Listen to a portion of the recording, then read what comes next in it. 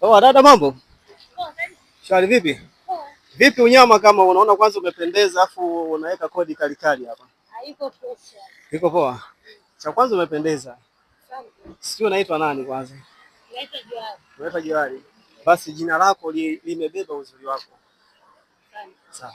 Vipi nguo kama hii labda mtu akiwa anahitaji kama bei gani? Hii kama 15,000. 15,000. Hata nguo yenyewe unaiona hivi. Unaiona? Sasa kuna kitu bwana nilikuwa nataka niongee na wewe. Unaelewa kuna issue nataka nizungumze na wewe sio kwa ubaya lakini sawa? Ni kwa wema, sio kwamba kwa jinsi nilivyokuona jinsi ulivyovaa labda kazana labda mimi labda sijui ni tabia au ni uruka, hapana. Yaani sio kwa ubaya, ni kwa wema tu.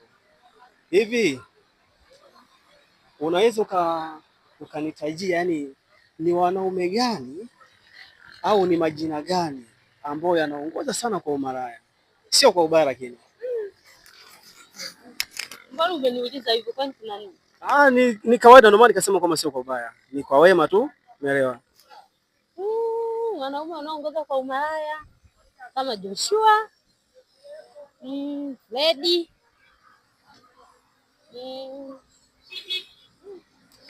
Baraka. Sawa, asante kwa majina matatu uliyataja. Si naweza nikakuuliza swali jingine kupitia majina hayo uliyosema? Kaka, mbona maswali mengi sana? Ndio maana nikasema ni kwa amani sio kwa ubaya. Sawa, uliza.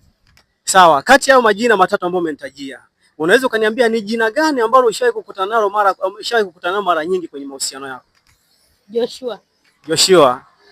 Oh, Joshua ndo mwanaume, yani kina Joshua ndo wanaume wengi sana ambao washawahi kutoka na wewe. Sio wengi sana, kama watatu hivi. Kama watatu. Sasa mbona unadanganya sana? Kwa nini? Maana wanaume watatu ni wengi kweli? Ukimwambia mtu umeshatoka na wanaume zaidi ya watatu, lazima atasema umetoka na wanaume wengi. Hapo zaidi ya jina moja hiyo Joshua. Basi, sawa.